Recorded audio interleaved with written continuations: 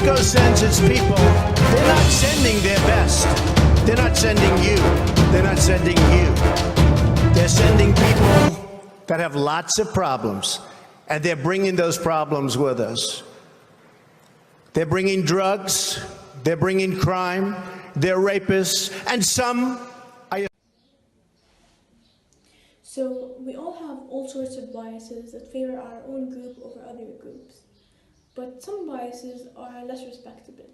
Some people have biases about skin color, about national origin, or about religion that play a huge role in our lives, where we carve our world into in-group and out-group. So what goes on when some people are so racist to other people, like the examples that were shown before? One ingredient of it, I think, is dehumanization. Dehumanization is the psychological process of demonizing the enemy, making them seem less human and hence not worthy of human treatment. So they're seen more as things rather than humans. Which motivates a sort of an immoral indifference.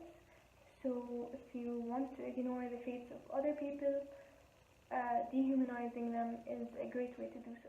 Here are some examples of dehumanization. The first example is of Steven Adams calling the Golden State Warriors, which is a basketball team consisting of black players. He calls them quick little monkeys. And here's the example. I don't envy guards, mate. They're quick little monkeys, those guys. The other examples are just random tweets that I found on Twitter.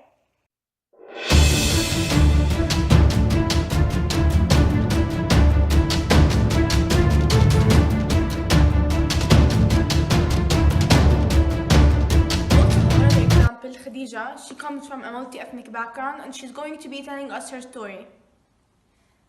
So my mom is from Tanzania in East Africa, and my dad is from Oman.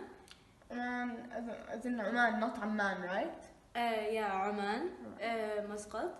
And when I was in grade 5 through 5 to 6, I used to face racial discrimination from my peers because of my skin color. And my skin color to the Omanis is what is known of now as black. So I looked very different amongst my peers. I appeared a bit like brown and not compared to them who were white. And because of my ethnic background, I had afro hair, and my peers used to call me cotton candy, and cotton candy because of how the candy shape is, like it has an afro appearance, and all my friends used to call me that, and also including people who weren't my friends. Yeah, I was called cotton candy. I'm sorry, Khadija, you had to go through that. However, thank you for sharing your story with us. You're welcome, it's my pleasure. After going through these studies, we concluded that dehumanization plays a huge role with racial bias, and we're going to be going through these 3 studies in this short documentary. The first study was conducted in 2008 by Philip Goff. It was called Not Yet Human: Implicit Knowledge, Historical Development, and Contemporary Consequences. They investigated if it's possible that at the same time that contemporary racial bias has been more subtle, these extreme forms of dehumanization, such as describing black people as apes, nonetheless remain.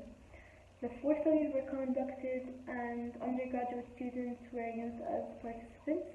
The first study, the researchers tested the principal hypothesis, which is if there exists an implicit association between blacks and apes. In studies 2 and 3, they tested the bidirectional strength of this black-ape association. In study 4, they argued that the black-ape association is maintained through implicit knowledge. The authors concluded that the studies provide evidence of a bidirectional association between blacks and apes that can operate beneath conscious awareness, yet significantly influence judgments of people. Study 2 was conducted in 2004, also by Philip Goff. It This is called The Essence of Innocence, Consequences of Dehumanizing Black Children. It examines whether black boys are given the protection of childhood equally to their peers and the possibility that the protections of childhood are diminished for black children in contexts where they are dehumanized. They conducted 5 studies.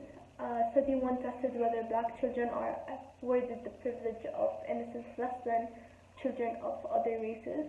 Studies 2, 3A, 3B used undergraduates and police officers to test the hypothesis that the presence of anti-black dehumanization facilitates the perception of black male children as both older than the age and less innocent than their peers. Study 4 tests 3 predictions in a single study by examining the difference is exaggerated where black children are dehumanized, and essentialism mediates the relationship between dehumanization and harmful perceptions of black male children. The authors concluded that the studies presented provide a disturbing portrait of the effects of racism on black children in the United States. Study 1 provides the evidence that black children are afforded the privilege of innocence to a less extent than children of other races. Study 2 to 3 demonstrate that black boys are seen as more culpable for their actions as in less innocent within a criminal justice context than their peers of other races. In addition, black boys are actually misperceived as older relative to peers of other races as well. Furthermore, the researchers provide evidence that in undergraduate and police populations, these racial disparities are predicted by the implicit dehumanization of blacks. In addition, these findings demonstrate that dehumanization of blacks not only predicts racially disparate perceptions of black boys, but also predicts racially disparate police violence towards black children in real-world settings. Finally, Study 4 demonstrates that implicit dehumanization can facilitate these racial disparities.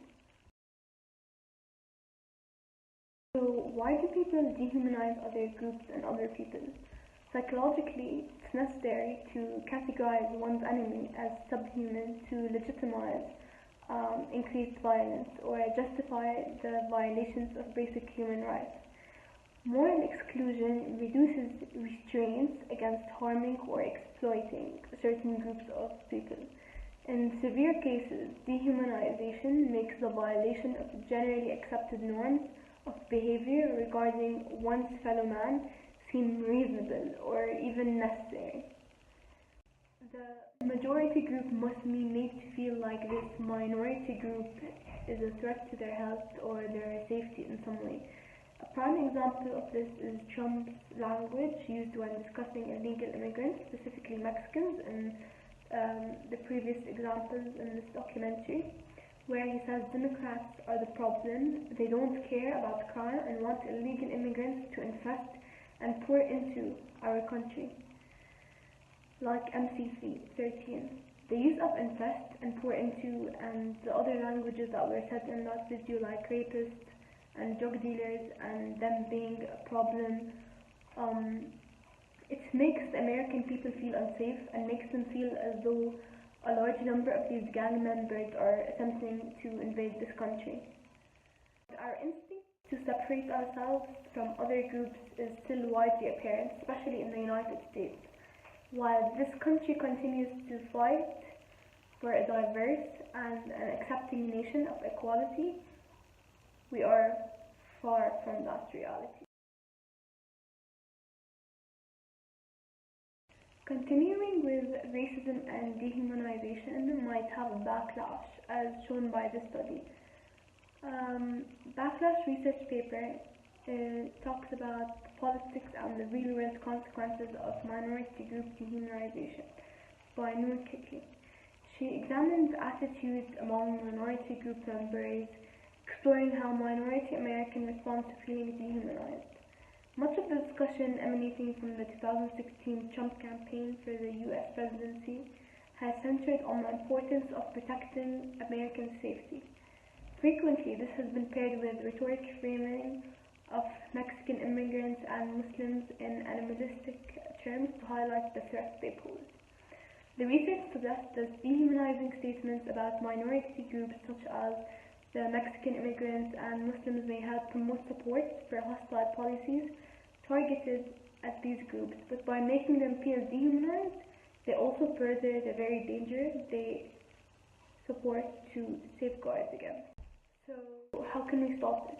It is thought that the psychological process of dehumanization might be mitigated or reversed through humanization efforts or the development of empathy, the establishment of personal relationships between conflicting parties, and the pursuit of common goals.